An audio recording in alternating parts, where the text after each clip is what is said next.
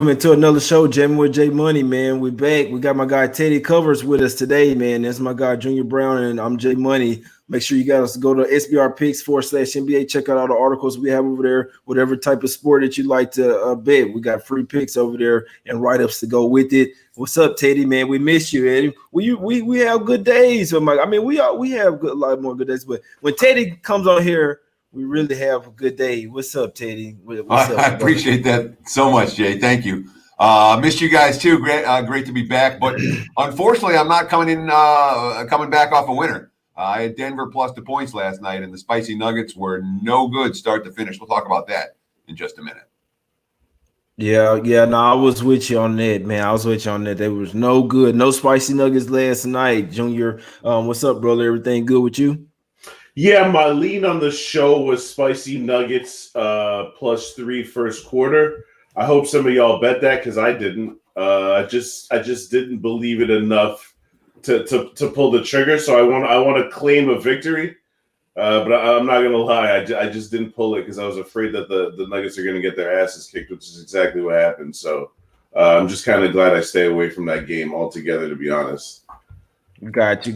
Yeah, and we know him in the second quarter. I think it was 25. I think it was like 25 fouls called on the Nuggets there. Obviously, the game had just got over. It was over after that. We know it was almost like I can't say it was kind of sort of like the game one versus Clippers, but I mean they kept up in the first quarter. They had more rest, but this one, the fouls, it just seemed like mentally they couldn't come back from that. And obviously, the third quarter got outscored 13 points, 33-20, and today, I mean, actually showed some fight there in the fourth quarter. Outscored the Lakers 35-23 to make it a 12-point game, but we knew that was pretty much just garbage time. The Nuggets there really struggled there, man. The 25 fouls on them it was pretty tough to come back from that, but it is what it is, man. They ended up taking the loss. LeBron James came out pissed off, man, because they're a little MVP snub. So Jokic, 21 points, Murray, 21 points. And they didn't necessarily just have a good game, man. And McGee, Howard, and Anthony Davis really bothered the three bigs. They really the Nuggets had trouble against them. Teddy, what was your assessment on game one, Lakers versus Nuggets last night? I was on the Nuggets +7 as well, and yeah, I'm not happy today. I'm not happy. No, I'm not happy either. And the scary thing for Denver, I mean, they shot 49% from the floor. All right, they hit more free throws. Sorry, they didn't hit more. They hit almost as many free throws as the Lakers did. When you look at the box score after the game, you say, oh, well, where's the disparity? But if you watch the game, it's very different than what the box score would show. And it made a couple things really clear to me. One, when we saw the refs blowing the whistle on everything, all these touch fouls in the second quarter there, after Miami had taken the 2-0 series lead on Boston, you're sitting there going, okay, they need one of the, they need the Lakers here. And maybe that merits the opening price on the Lakers, which looked really high. But the other factor, and this comes down to matchups. You can say, well, the refs called it this way, and they did. But the matchups for Denver appear a little bit more problematic than I thought they would coming into the series. And it really comes from two places. When we look at the Nuggets, this is a team, they're going to go as far as Joker and Murray can take them. And when Jokic has to face, Davis and McGee and Howard, it might be a problem. And Howard, Howard's defense gave him trouble last night. McGee was he didn't play much, but he's able to foul him, and take him off of his game.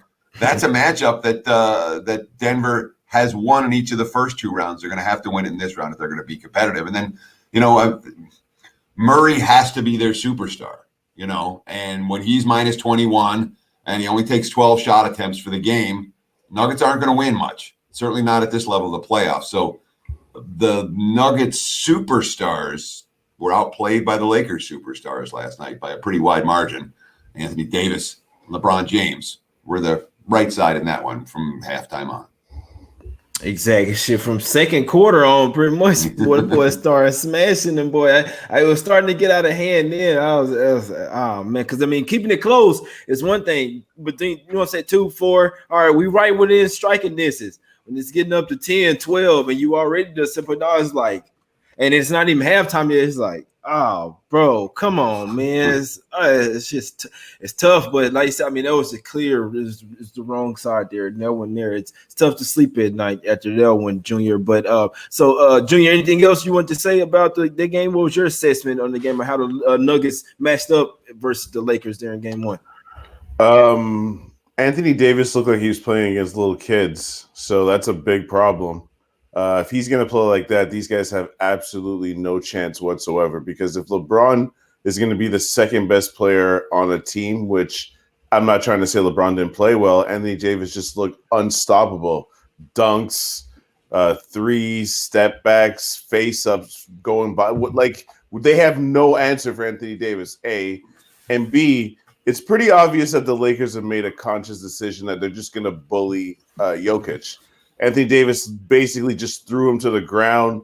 McGee, Howard throwing elbows. He got popped in the nose. That was accidental, but it seems like it's going to be a rough series with Jokic just for the simple fact that the only other big that these guys have is Mason Plumlee, and that's not enough.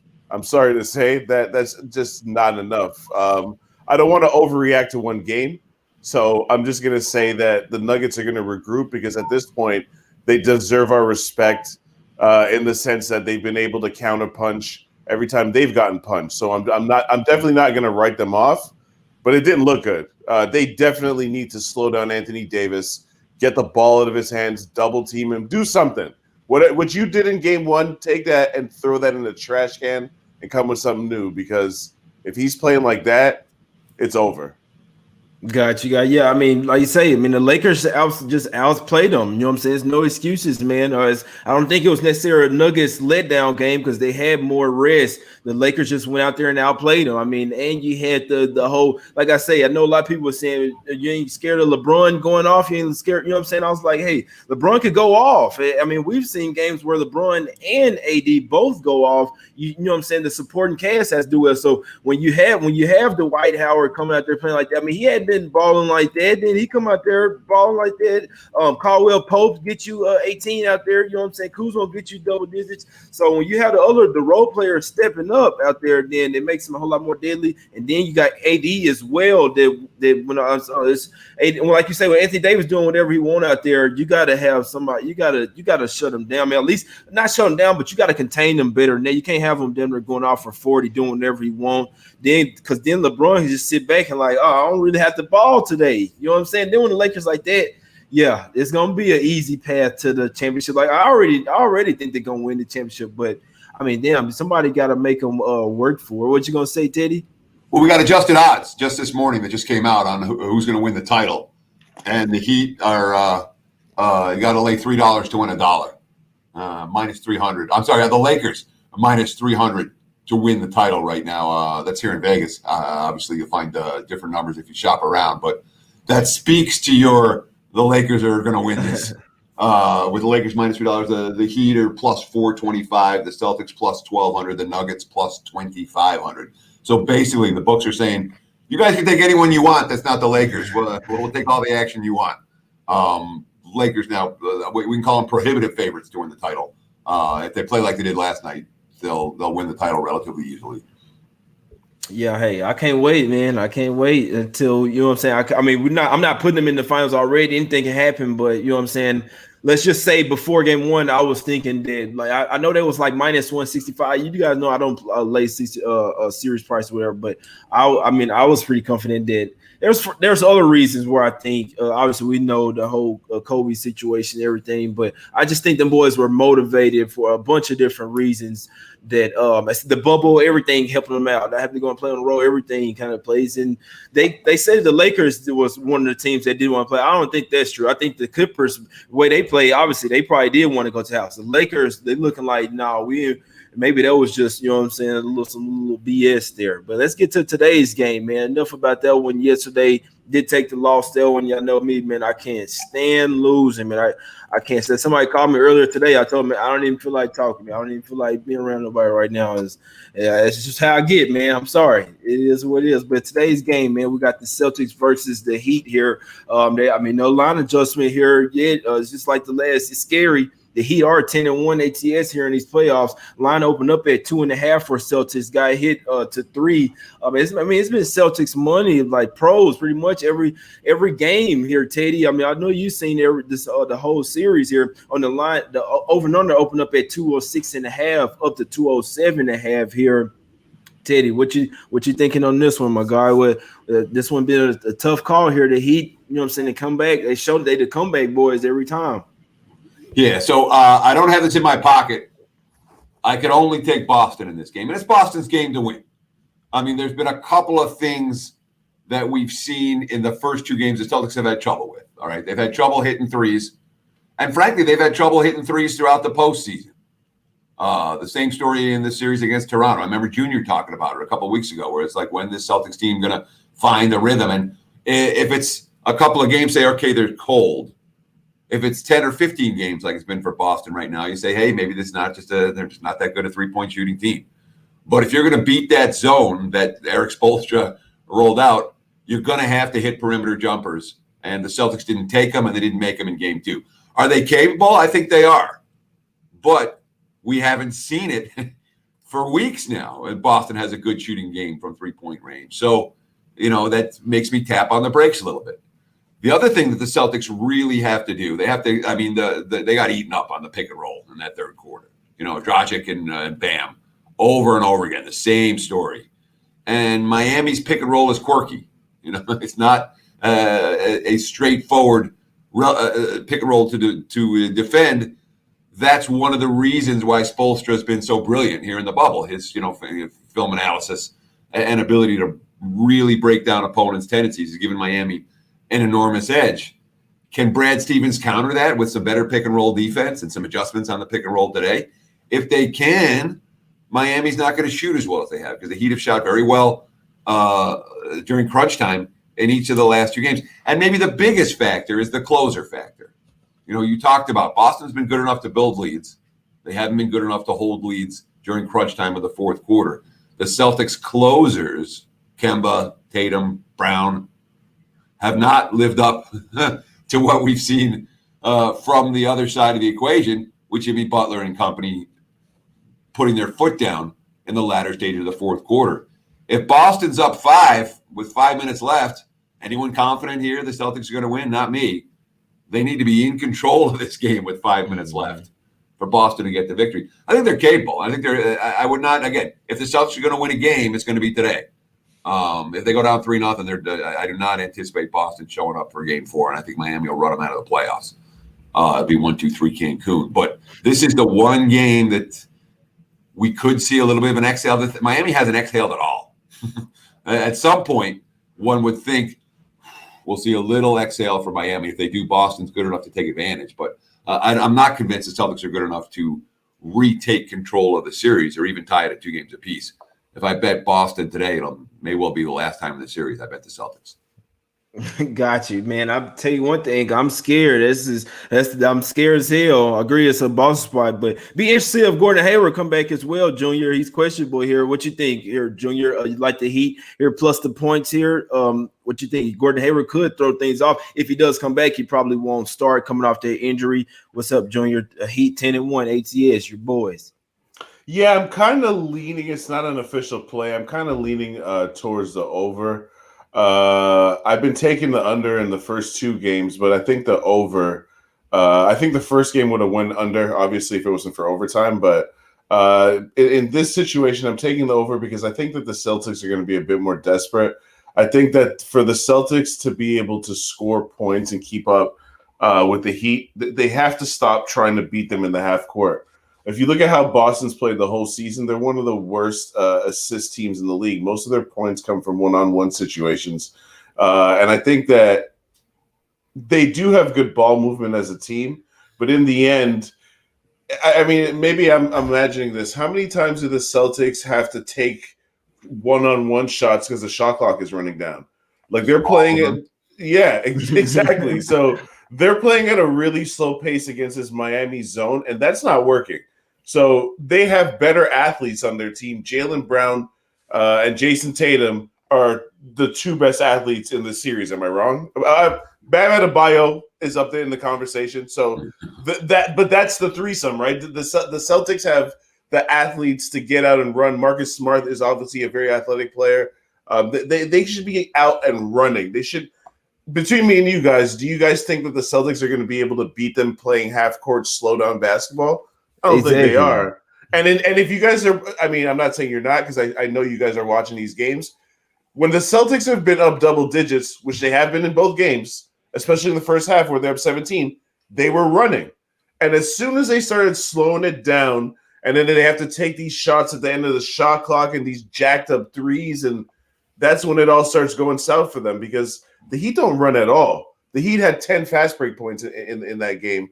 And that's kind of their MO, right? They're bottom 4 team in pace. So you don't want to play to their style. You want to speed up the pace and make them try to play out of their comfort zone. So I just think this pace is going to be sped up. And I think that Boston just has to hit threes to win this game. They just don't have a choice, because Teddy's right. They're not shooting well from three. I think they're shooting about 34% from three, which is just not good enough. And at this point in the series, after 2 games, Miami's shooting better from three. They're making more threes, obviously, because they're shooting better from three, and they're making more free throws. There's no way you're going to win the series if that's the case. So Boston's just going to have to step it up. And in my opinion, I'm going with the over, just because I think they're going to be forced to pick up the pace, because going against this Miami zone in the half court is not working for them at all. Yeah, they got to play better. They got to play better team ball, Teddy. They can't keep doing the one-on-one. You know what I'm saying? The half court, you got to pass the ball. I mean, even against the zone, you move the basketball, man. It says screens. Play team ball. Play fluid offense. That's how you beat the zone. One-on-one, you know what I'm saying? It's not as slow as pick and roll. That's not going to do it, man. Or just one-on-one ISO hero ball is not going to do it against that zone. When they start switching it up, because they Spencer started switching up the defense every time down the floor, and then they kind of threw Celtics off. But we've seen them build double digits lead. Be interested if they can keep one in this game. Teddy, what was you about to say? Well, I mean, it's funny because both games, the first game went into overtime. Boston had a chance to win at the end of regulation before Tatum jacked up that contested 29-foot three-pointer at the buzzer. That was a great possession. Thanks.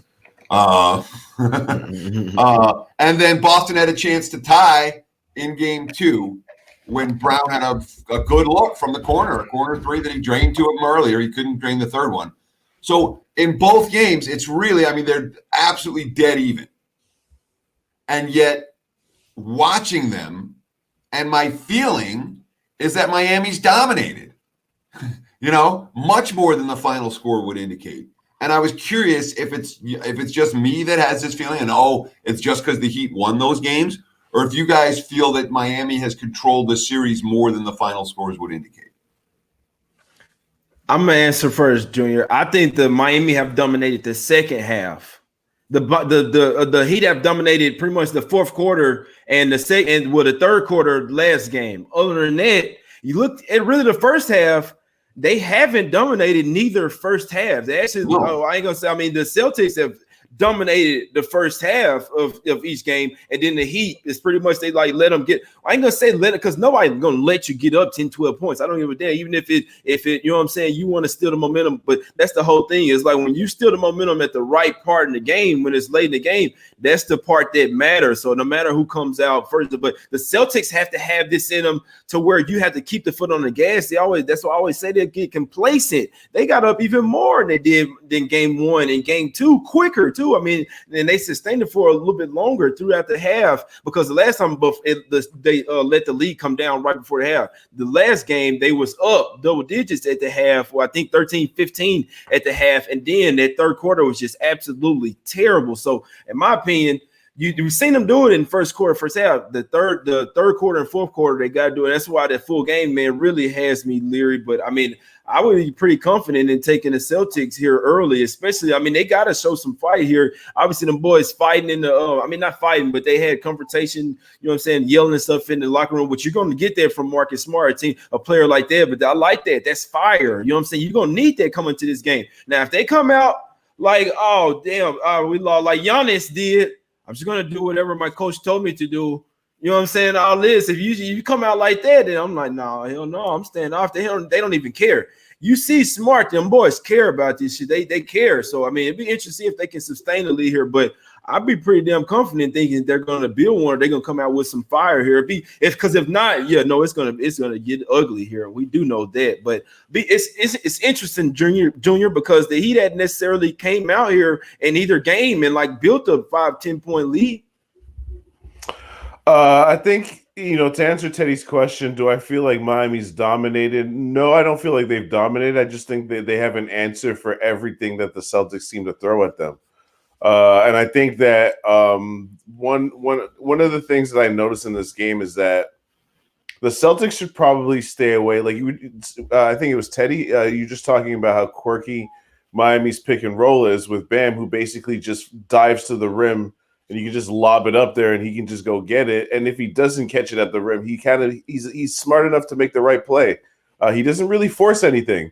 I think that's a pretty underrated characteristic for a lot of players is that just because Bam catches the ball in the paint, he doesn't feel like he has to shoot it every single time. There's a lot of dudes that are not making the right basketball play. But I just think on the other end, the Celtics need to stop trying to pick and roll with the dude that Bam is covering. Because when Bam switches out to either Kemba, Tatum, whoever, he's staying in front of guys. Just pay attention to that. Guys are not scoring on Bam.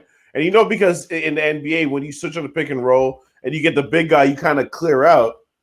Bam's footwork is amazing. Like Bam is able to stay in front of people and he hustles. He contests there's no shot that you're going to take in front of Bam where he doesn't try to block it or contest it and put his hand in your face. So that's not working for the Celtics at all. And I just think that one of the reasons that Miami's been able to just keep coming back, the Celtics can't really stop Dragic. I think Dragic has been really the X factor in this series where he's just kind of doing whatever he wants. You know what I'm saying? And he's making big shots, but he's a veteran. He's been an all-star. So Miami just has a team of dogs. I think that's just really been the difference. And if the Celtics want to win this series, like I mentioned before, they got to play a lot faster. And like Teddy mentioned, they got to be able to make threes. As many threes as they take, they got to make threes. That's just what it is. And Jay, I thought you made a great point about what happened in the locker room. There's been a lot about what happened in the locker room after the game, in game 2, where the reports were, they were screaming, they were throwing things. And I'm with you 100%. I would much rather have a team that is not happy and expressing that than a team that doesn't care. They're like, yeah, well, we lost. Yeah, we're gonna come back and try it on. I would much rather have a team that shows fire and passion. And oftentimes the mainstream media will kind of send bettors in the wrong direction on that stuff. Locker room turmoil. No, that means focus. But I guess when I said dominate the game, no, they haven't dominated the game. They've dominated crunch time in every game. And to me, that's, if you're going to dominate one portion of the game, that's the time. That's the time of the game to dominate. The Heat have been able to do that. Last thing, talking to Junior's point about Miami wanting to run and needing to run, or Boston wanting to run and needing to run. They struggle to do that against Toronto, and Toronto plays transition defense. And obviously they struggle to do that here against Miami, and Miami plays transition defense. And the Heat aren't going for the offensive glass. They've made a concerted effort to get back on defense. I'm not convinced that the Celtics, even if they make that their game plan, every chance we're going to push. I'm not convinced they're going to get many opportunities to do that. It's a good point. That may lean to the under as well, man. Because they saying, hey, that's just he just focusing on. We know defense wins championships, and the teams that realize that they usually, and the Heat have realized that. As long as we stop them from scoring, it doesn't matter what, because that's how I play. Just me personally, that's how I play best. I don't care about offense. I can score no matter. I can have a sorry. I ain't gonna say sorry, but as long as my team playing defense out there, we stop the other team from scoring. We can go out there and shoot bricks up all day. As long as we can go out there and have 60, 70 points. We hold them to 50, and we good. So defense wins championships. The better defense, we'll see, who has the better defense. Tonight's game will really tell a lot, about for game 4. Like Teddy said, man, Celtics don't really show anything, or obviously if they take the L here tonight, it's gonna be tough. They know it's gonna be tough to come back from that 3-0. If the Celtics can get it done tonight, it's gonna be it's a whole new series, man. It's a whole new series. But that spread is gonna be so the difference in spread depending on who wins is gonna be huge. Yeah, they're gonna have Miami 1.5, 2 again, just like they did with in the last series. What you gonna say, Teddy? Yeah, I was gonna say that, if the Heat, if Miami goes up 3-0 on Boston here, in a normal year, you say, well, the team's playing for, they're playing for pride. They have something to play for. They don't want to get swept. It's embarrassing. No, they want to go home. And this year, exactly. The only motivation when you're down 3-0 is I want to see my wife. I want to see my kids. I want to, hang out at home. And it's actually a negative motivator if you're down 3-0. So there's, I know that we've seen, the Bucks stole one in overtime in game to avoid the sweep against Miami. But the further the bubble goes, the longer it goes on, I would anticipate the resistance from the teams down 0-3 will be slim and none.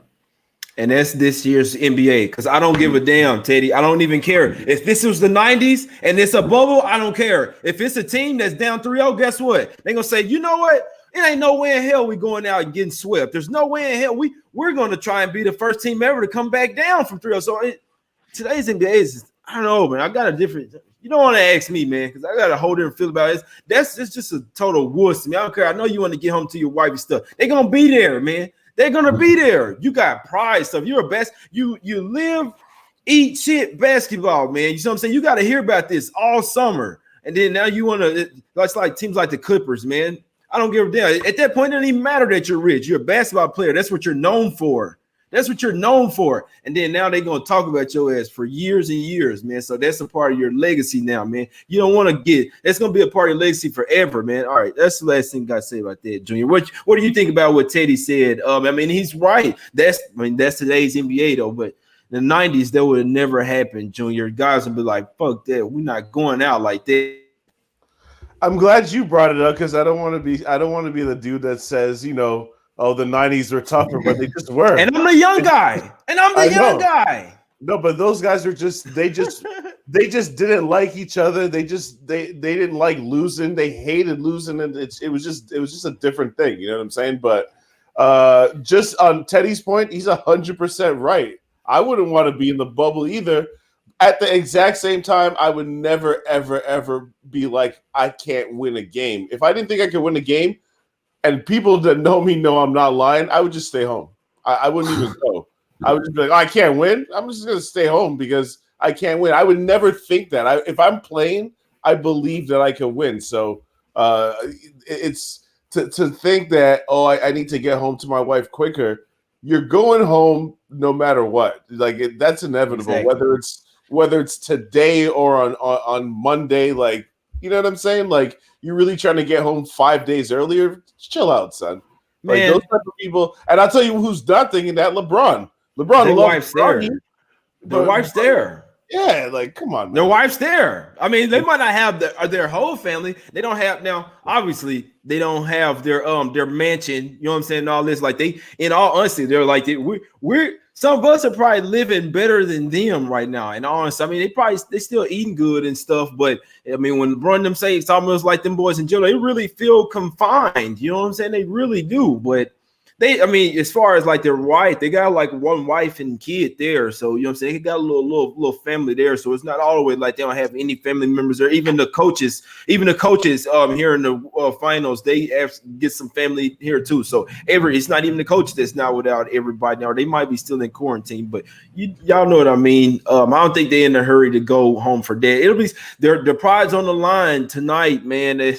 I just got to say this, Truth. I don't want to talk too much, but the other day, I know I said that it was going to be the Celtics large for me in game 3 if they did lose, and it's tough for me too, because I especially don't like the line. I really hate that they're shading. I got a local over here. They doing 3.5. They know that it's a spot for Boston, and I don't know that 3, man, and it's one of them where they can win. It's a must win for them. Are they gonna win comfortably? You see what I'm saying? They like Teddy really pointed something out to me. They could be up 5, and I'm still scared.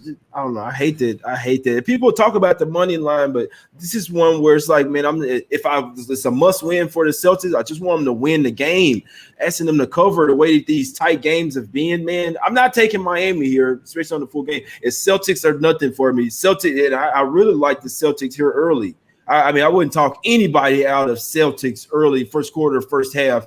I mean, come on now. If they don't come out here with some fire and passion, they are going to get smacked by 20. And anybody can say what they want. I've yet to see the Heat still just, I mean, they've done it in crunch time. They've done it to like comeback. But the Celtics, they gotta keep doing what they do early in the game, late, not get complacent. Take those same shots, make those same shots, drive to the hole, just like you did in the first half, and stop taking bad shots, man. In the third quarter, if they don't do that, they'll win this game by double digits, man. And that's the only way I would look. I'm not taking it here. We'll see. We'll see what happens. But Celtics are nothing for me. It's the last thing I got to say. Junior, break them off with your official play, my guy. No official play yet. Just a lean on the over. I just think it's a Celtics spot tonight. I can't lay those points, though. I'm just banking on the fact that the Celtics are going to try and switch things up. I know Teddy mentioned that they might not be able to run, but they just got to play a bit quicker. Even just not even take earlier shots of the shot clock, JB. You know what I'm saying? Just make earlier decisions. Stop with the 5, 4, 3, 2, 1 and jack up some random shot. Mm-hmm. Move the damn ball, cut. Brad Stevens is one of the best coaches in the NBA. You got to get these guys playing a different type of basketball, the type of basketball that we've already seen because they've built huge, big leads in both of these games. I think they just go away from what they do, and that's why Jay's play is I don't know if it's your official play, but his lean is very sharp in the sense that the Celtics in the first half, they played well in the first half in every game. Why would that change in the game where they're now desperate? So we'll see if they can actually hold on to a lead for once. But my lean is towards the over because I think if the game goes under, I think that just plays to Miami's strength because they're a slow-paced team. Yeah, Celtics first quarter and first half again. You're damn right. What's up, Teddy? So there's a weird disparity in this game that's definitely worth talking about. All right, when you look at the first half versus the full game. Celtics are -2.5 in the first half. They're -3 for the full game. The money line on the Celtics just to win the first half is -165, -170 at -2.5. But at -3 to win the game is only -150. Mm-hmm. So the markets, that's a real notable shade. And what the sharp money is clearly telling you there is that Boston more likely to win the first half than they are the game. Teddy, the first quarter is -1.5. The freaking money line is -150, -155, -170. Yeah. You see what I'm saying? And so to me, the first quarter, like I can't lay that on a bucket. But for the first half, that shade is meaningful. Maybe Celtics money line first half. That's the play. You know, man. But it's all lean. No, I haven't taken it. You know, here's my wallet. I haven't taken nothing out of it yet. They're smacking their ass. They're smacking. Hey, I may not full game, but first quarter, first half, we'll see, man. If I don't know nothing, I think Celtics coming out here, that fight and shit. I mean, it could pull them apart, could pull them together. Before that last game, man, I don't know, man. We'll see. We'll see what's up with the Celtics made up tonight. I think that they might have to smack the full game. It's just that's one thing that's definitely not in my pocket right now, especially that 3.5 right now. That's definitely not in my pocket. I am scared of that, but it's a spot that I could only look them, man. We about to go and get out of here, my guy.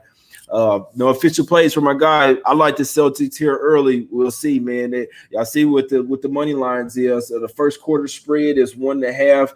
The first half spread is 2.5, and the full game spread is 3, man. So be interested to see if the Heat can come out. You know what I'm saying? If they come out here early, or if they steal it again late, go up 3-0, or we'll see it go to 2-1 to be a whole nother series. I can see this one being 2-2 tied up, a whole new series, man, going to 7 games. It would only be right, man. It would only be right.